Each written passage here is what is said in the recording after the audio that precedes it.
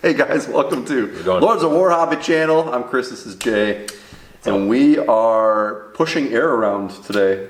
We are talking about pushing. Oh, okay. We're not actually. Okay, you got me. I was getting all hot and bothered there for a second. So this is our web store. We're just going to show for ourselves for a second. Whoa. And so yeah, we get this asked a lot because I don't know, we seem to be like basically the only store that has all the airbrush things you need most of the time. I think it's not even that, because like it's easy to put things on the shelf. This is one of those things where people are like extra cautious about. Sure. And it's good to know that when you're looking somebody in the eye and being like, I'm thinking about buying this thing that I'm scared to death of. Scared to death of. That like, you know, the person you're like talking to has walked the walk. Sure. And talks the talk. So like that's kind of what we built our reputation on. Quite frankly. It's true. So. It's true. Yeah, it does help. Yeah. So I'm gonna say right off the bat, the compressor of the airbrush system is the most expensive and probably the most important piece.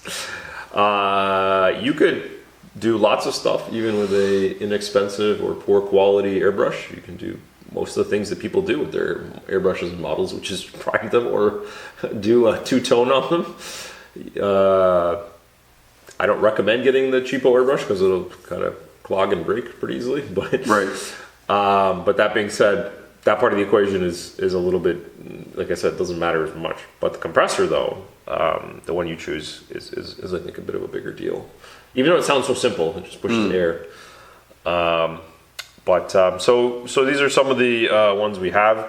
We basically carry two brands.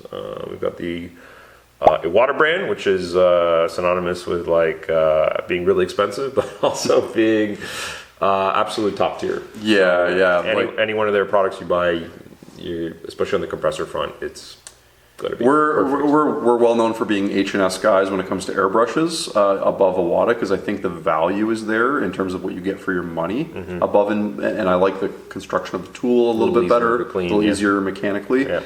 But in terms of compressors, I don't think anybody beats the Awada. Like in terms of like value, well, it is value because like at the end of the day, you're not replacing this thing. Like these things are built like made in Japan. They're like incredibly well built machines. Like these guys just know what they're doing when it comes to compressors. Yeah. So and they come in different tiers. So everything from a tiny little guy for like basically pretty small basic things. This will do the most basic of airbrushing. You shouldn't buy that though. We don't recommend it, but it's one of those things where you got to have the cheap thing on. You got to have you got to be able to have to basically have it in front of people so you can talk about them and explain why they shouldn't necessarily buy. Yeah. And we have it's funny, we sell this, but I have no problem telling people don't buy this. It's right. Everything from that to all the way through the tiers up to the Cadillac here, or whatever you want to call it, the mega bucks, but also buy it once and you're done. We have had this guy for nearly a decade. We have this literal one here, and it has thousands of hours on it.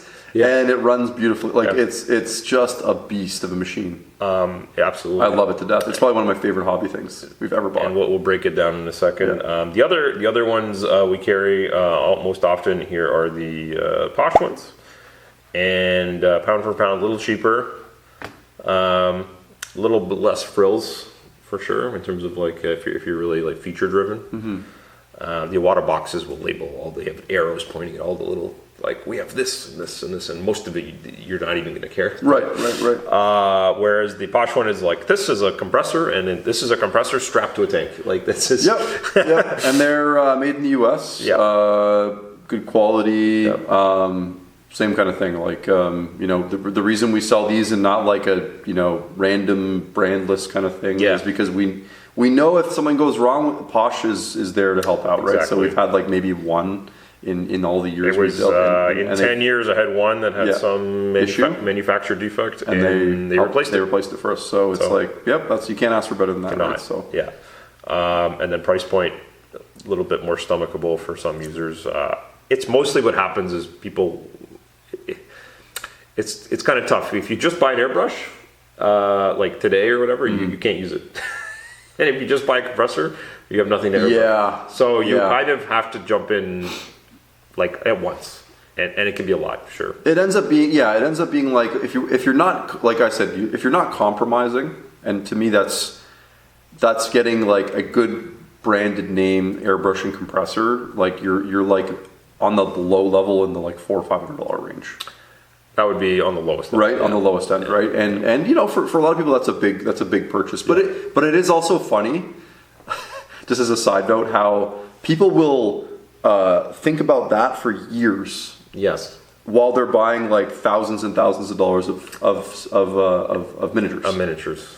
Right? They won't think twice about their so purchase, it's funny, there's something to like the fact that it's like a hobby accessory and not like the toys or whatever. Yeah. That like makes them like, oh man, I really got to think this through and make sure I get the right one. It's true. And you should think about all your purchases, but I feel like for some reason like that purchase is like over scrutinized. It is. Versus some of the other ones people make. And of course once you cross the Rubicon and you've been using the airbrush, you're like, oh my god, I can't believe I ever didn't have this. Yeah. And I try to tell that to people, but I sound like I'm a cultist basically. When I'm telling them, they're like, oh, of course you're saying that because you sell airbrushes and you use them, and I'm like, yeah. So I have thousands of happy customers that have bought them from us. It's true. So just briefly, like we'll break down a little bit of like the basic elements of what you're buying here. So like for example, this one here, this is the tankless 1/5 horsepower oilless. So basically, there's a piston that pushes back and forth, compresses the air. All these hobby compressors are very quiet. So these are things that you can run in your room. So that's a great. Not going to bother anyone. That's a great segue. So because we get the question all the time, like, why am I paying for a hobby compressor, not like a compressor? And and the really most simple answer is the noise suppression. Like you get versus, you know what I mean? Like I mean, construction site or whatever tool compressors, they need to compress to much higher pressures in a timely fashion so that you can get your job done, which involves usually driving nails. Using pneumatic tools, etc. So hobby compressor does not need anywhere near the power, and you don't need to push air at nearly this, like nothing close to the PSIs that those things need to. You'd be surprised how little pressure you need to move paint. So that's plenty power.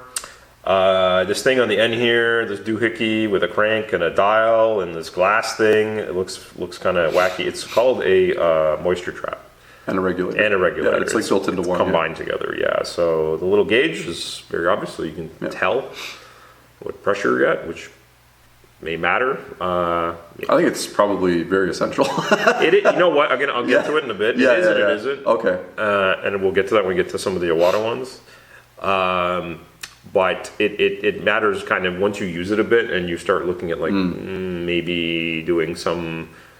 I don't know if you want to spray some of the thinner liquids like contrast paint or washes, or do glazing work. You do need to go lower, and it'd be nice to see how low you got or where you're at, and then obviously be able to tell that you're not also going to blow just shoot the paint like at an insane rate. So that's also good to know. So that's handy. The way the crank up top here works is something you pull to unlock it, and then you twist it clockwise, adds more pressure, counterclockwise reduces it, and then you click it down. And then the glass trap there, basically you're compressing like the ambient air. So there's humidity in there. So there's humidity pretty much all the time everywhere. So what happens if you don't have the water trap is essentially like little bits of moisture will kind of get into the hose. And they'll push out the front and you get like this like kind of like spitting almost sometimes of water. So those are the key things. Those are very basic. The compressor itself is a pretty basic device. So this is kind of the like, just in its most basic form, it'll work. We generally always, if you can swing the budget, I will always say buy the thing with the tank. As much as possible, but I understand not in everyone's budget. What'll happen? What's the so when you don't have a tank, what'll happen is this thing will turn on, it'll run. A little bit, basically, because it has this regulator, it will stay off. It won't just run unless you activate your airbrush. So when you depress the trigger, you'll call for air, and it'll run the whole time that you're spraying air. I think that one runs all the time. No, it doesn't. No? Okay. And the Iwata one does. This one doesn't. One of the Iwata ones does. So but I mean, it might as well be, because as soon as you're like spraying. Right. Yeah, so when you're like doing sessions where you are like priming like dozens of models, which a lot of people do, they sit down, they get to work, and they start going, the thing is just running. The auto shut off is a nice feature, though. It does auto shut off. It is a nice feature, yeah. But even with that, it does get hot. It gets hot, yeah, 100%. So, and I'm talking like, will burn your hand hot. Because the tank one, like, you basically only runs for like 40 seconds. Yes. And then it fills in basically. So there's a massive difference. You might get 10 minutes off of the tank. Yeah. So the tank, just the stupid metal cylinder that's like literally bolted on, will, in our opinion, extend the life, like, infinitely. Yeah. Because the thing just doesn't get hot. Yeah. Even if you're airbrushing nonstop like crazy, what'll happen is the tank will empty, it'll fire back up for that 30, 40 seconds, and that'll be it, and then it'll turn off again. Yep. And, between that and the moments where you're pausing to handle another model or whatever, it basically just doesn't get too hot. They put little rubber feet so it doesn't like skid around your floor too much, and lessens the noise a little. So we saw lots of these, they're great. Now, if you are, you want to have some more budgetary options, or you want to buy the best thing possible, then we've obviously carried the Iwata ones, and we sell a good amount of these as well. We talked about the Neo briefly. The Neo, it lacks power. I think it tops out at like, I don't know, in the low teens of PSI. I don't think it goes above 15. That might even be a stretch. I think it's 15, yeah. So for reference, 15 would be, for my general airbrushing, would probably be the minimum that I wouldn't want to be really below that. It's just going to take you a long time. And you have to have your stuff really together. Your paint mix has to be great. Yeah, the threshold for like the error and stuff kind of goes up a little bit when you're spraying at the having more pressure helps you push that paint out. It means that if you didn't thin your paint perfectly, you might still be fine. Even if it's a little thick, it'll just force it out. Yeah. So I think this little one is meant to kind of do simple tasks. They write on the box themselves. They're like light duty. Yeah. Or I think they say very light duty. Very. It's going to be super quiet. I think this is something you buy for probably if you're like, I just want to airbrush a tiny bit here and there, or it's for like cake decorating. I don't know. Small things. You probably want to also use a bigger nozzle in your airbrush to help you get that paint out. Right. Like I said, don't recommend that too much. The next one up, which we saw lots of because it's tremendous value, is the Ninja Jet. I think this one goes up a little higher, closer to 20, which is fine for all your needs. You can see neither of them have the like moisture traps or the instead of a regulator, this one just has a plus minus knob. So they do come with hoses though, which is nice. Do. So there's a lot of value there, because usually an airbrush hose alone is $60, $50. So getting the hose. Another tiny thing on the Ninja Jet that sells a lot of people is in the corner here, where my cursor is. That's an airbrush holder, and Very this cool. is like. Of the entire airbrush package, this is the one that I always kill people with, because they're like already like, oh my god, I'm in $600, $800, whatever it is, and you know how it is. There's always like, but wait, there's more, because they're like, this is all I need, right? And you're like, you're like, yeah, it's like mats for your car, right? Like, yeah, you're not gonna have mats for your car. You're just gonna put your muddy shoes, dirty shoes in your new car, right on the bottom of the car. So I always ask people, I'm like, question, and they're like, yeah. I'm like, so you got your airbrush and stuff, and you got paint in it, and you're airbrushing. Where are you gonna put it? Where are you gonna put it? And they're like, what do you mean? I'm like, are you just going to set it down sideways with paint spilling out? Yeah. And they're like, oh. So, so I'm glad that Iwata thought of that. It's such a tiny, dumb thing. Yeah. And you could probably Frankenstein a solution, but these things will hold your airbrush and they won't spill. So it comes with that on there. So between the hose, the price point, it's the build quality is amazing.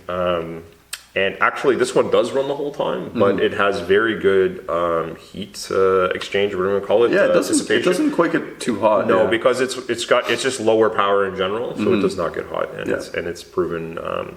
I've sold lots of these. It's got all those like vents for fanning and stuff. It dissipates the heat well. Yeah, maybe it's the shape of it. It's easy to grab and go if you like going from home to your local club or store to airbrush.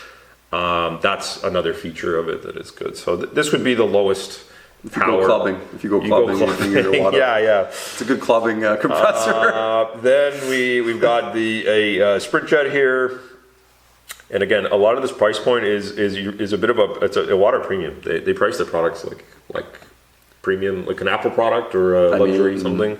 I feel like they've earned that. They've earned it. They certainly have.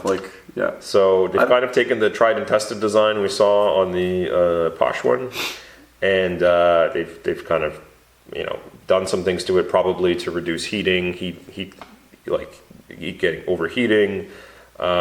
It has the regulator. That one does have the auto shut off too. This one has an auto shut off. It has also this helps you also.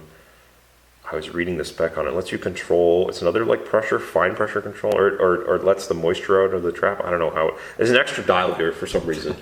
Yeah, you can open it and close it. It's kind of nuts. Yeah, so I don't need to get into too many details, but essentially the reason you'd buy this is A, you want the quality of the Iwata product, and B, you want more power over the Ninja Jet. Yes. The ability to go up to 25, 30 or whatever. 30 or more. And so the more. Holy cow, you're blowing your house down. Yeah. So the Ninja, I think they call it light medium. So we had light duty, light medium. This one's right in the middle, medium. That one will be able to do everything. Yeah, you could just buy the Sprint Jet and you're fine. And they've been spelling, and these models have been on sale and are on the market for a long time. And so these aren't unknown quantities. They're all very good. And then of course we go to the medium high tier, which is a good place to be generally. This one to me is so close in price to the other one. Exactly. That I don't know why I wouldn't just go there, 600 versus 800. You're kind of getting into a price point where you're at $600 for a compressor, you're just spend the 800. So really what it is when you're talking about the compressor and the airbrush and all the tools, you're talking probably the difference between spending $1,000 and $1,200. And once you get kind of into that number, in the 4 digits, what's the difference? To me, the Smart Jet Pro is literally where their tools go to the professional level. Yeah. They're literally now professional grade tools. Yep. Where this is literally a purchase you can make for it's going to last 30 years. Yeah. These things are built to last. It's got the casing. It's just super high quality. This one has, what do they call it? The smart shut off. So it's got an even better pressure shut off thing that goes on and off. Yeah, it's really intuitive. Won't get hot. It has an air filter. Yeah, crazy. Kept the moisture trap, all of that, and also I think all these come with hoses. It's to just throw them in, which is awesome. Yeah.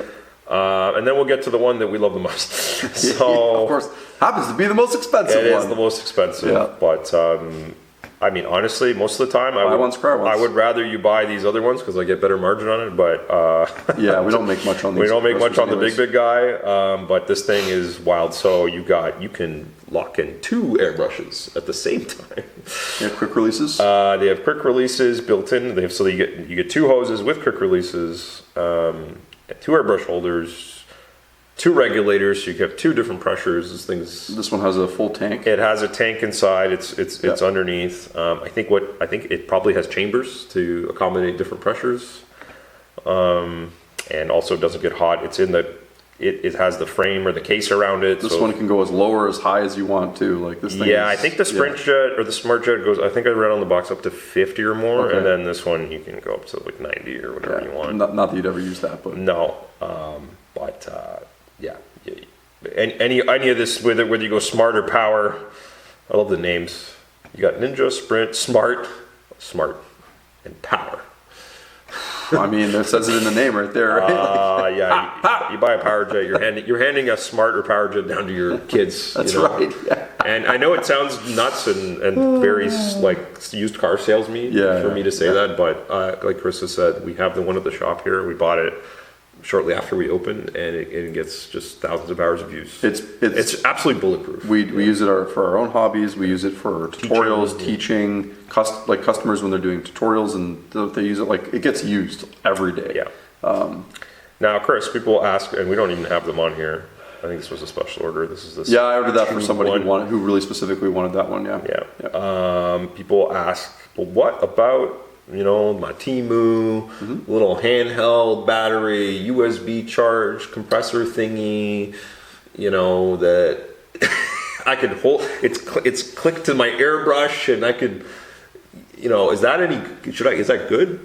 It's good, right? It's so cheap. I mean, it has to be good if it's cheap, right? Is that the lot? Is that, have I heard that saying somewhere? If it's cheap, it's good. So obviously we get this asked a lot too. You know, what's the deal? Yeah. Yeah, I mean, obviously there's like videos and content, and the companies that make them, like you can airbrush stuff with them. I think though, you know, it's gonna be underpowered. It's gonna be for like that light duty. I don't think you're going to be priming through everything. I mean, on the flip side though, it probably it's not that complicated of a system. It's air and the airbrush itself, and you put some paint and you shoot some air out. I think ultimately it'll determine what you need. It comes down to what you need out of the airbrush. If it's just the most basic of tasks, that probably is fine. I don't know what the longevity will be. If something breaks, gets lost. You're not going to ever get my endorsement for buying that thing. Yeah. I'm not, because some people are just fishing for the like, do you think it's okay? I'm not going to tell you it's okay. I'm not. No, it's not okay. It's not. Yeah. And the question I get the most is the like, oh, is that Amazon or the eBay TCP Global? There's like a company that makes these in China, and it's just it's the same one. Yep. It looks like the Posh compressor, and it's silver. And people just slap their own company names on it. Yeah. I bought one of these. Sure. Maybe 17 years ago. Yeah. And it burned out in about 14 months. Mine last I think mine burnt out in 6 or something. So I mean, like, and for some people, they're willing to spend $100 on the like. I'm not sure if I'm going to stick with this. Yeah. And I guess there's some merit to that, but the question I always ask is like, are you going to just drop the hobby after? Like, you know what I mean? Like, I think you get to a point in the hobby where you're like, I'm just going to do this. I think it was a little because we both bought and used those. Yeah. And so I think you're right that there's a little bit of merit to the like, okay, I want to like kind of try this, but I do also like your point that like, am I going to stop all of a sudden? I think that's true as well. And when we were doing it like nearly 20 years ago, airbrushing was legitimately like it was a little bit of this like people didn't really airbrush in the Warhammer hobby. So we were like going into new territory. It was. Today, like it is just part of the hobby. It's like every hobby video you watch, the guys airbrushing. So like to be like, oh, maybe I won't do this. It's like, come on, man. Like you're gonna do it, right? Yeah. Like if you're looking at it and you're thinking about it.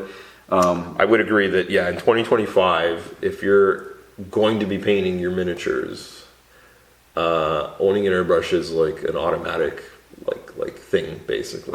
I think so. Like it's just like a key tool. I like the idea of like, this is maybe a whole different topic, is like, when should I, like, this is a good one we could do a video of, like, when is it the right time to buy an airbrush, right?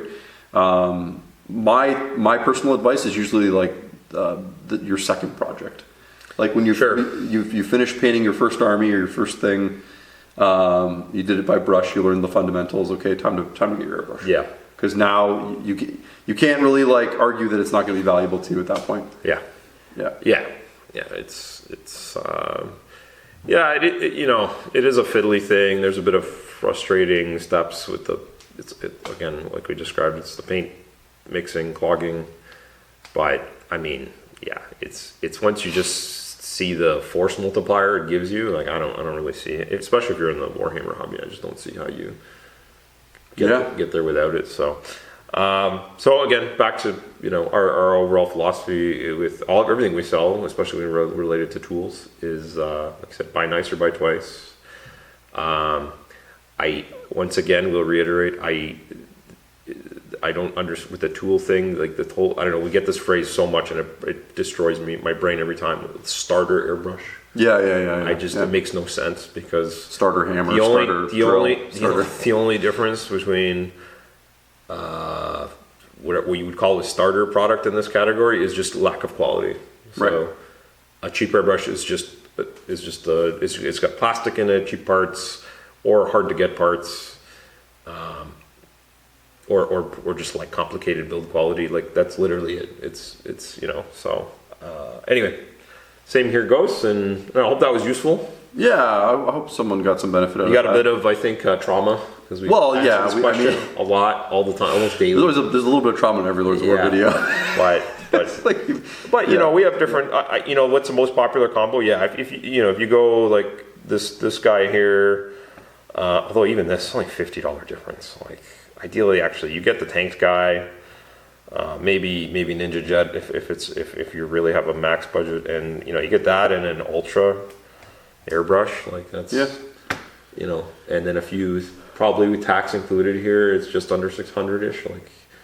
And that's solid. You know, we made sure that even our base, the floor of that combo was still going to be like absolutely great and not junk. Right. No, You know. that's the thing for us. Yeah, we don't You know. sell the like we're not really. Because like it Well- can be such a painful like with the first of the big. There's just guys that just like can't get it right away, and there's like they're fighting the mixes and the clogging. Like at least I can make sure that the tool and the thing. How many of it, like, there's nothing worse than like buying, you see it in product reviews all the time. They buy a product, they unbox it and it doesn't work. And they're just Yeah. like, they like quit right away because like the compressor didn't turn on or like the airbrush or something broke on it instantly. Like, so we try to eliminate Yeah, that. exactly. We just want to know that like the user experience is going to be good no matter what. And I mean, everything we, like I say, everything we sell, but like we try to make everything that we sell, we feel like it's like we're endorsing it because we're putting it on the shelf. So. Yeah. I don't feel right about selling like, you know, oh yeah, could I sell a lot more cheap airbrushes if I had like, you know, off-name brand ones and you know, imports and stuff? Yeah, probably, absolutely. But I have to look those customers in the eye when they bring it back, or you know, we do like the free hairbrush lessons and stuff like that. So it's kind of just, you know, tried and tested. This works for us. Yep. And it seems to work for the people that get into it. So I mean, the rate of like, what do you want to call it? Where something has like a problem is like nil, basically. Like we had the one compressor, the one time that I had to send in, and then I had one Infinity Sierra Plus that was like I didn't even get to handle in person because it was like 8 hours away. But based on the video evidence or whatever, I wrote a little thing, and H&S said, "Fine, we'll replace it." No, they didn't even like fight me at all. I don't know. We've never had an instance with an H&S brush that we could actually like visibly prove Yeah. that there was something wrong with the tool Yeah. when it was opened. Like there was some evidence Yeah. that this one had a crack in the body, maybe I don't know. And there was another one. This was like extra generous from H&S. They didn't need to because I was like I told them. I don't was think it the this- Ultra? It was, I think it was a needle nozzle. It was something, it was like a nozzle or something. And I was like, look, I think this is user error. Like I said that to them, but they were like, no worries, we'll send them a new one. And I was like, respect. Like this is why we're, again, like you're spending your hard-earned bucks, and I want to make sure the thing you get is basically bulletproof. And, Right, And right. then any other problem after that is going to be a user error, but that's fine. We can tackle that Yeah. with training, whatever Yeah, it is, right? sure. So, Yeah. you know, that's a hot. It only gets hard for us when it's like because we do have a web store and we Yeah. order like ship stuff across the country and sometimes to the States and stuff. But I mean, even then, I had someone.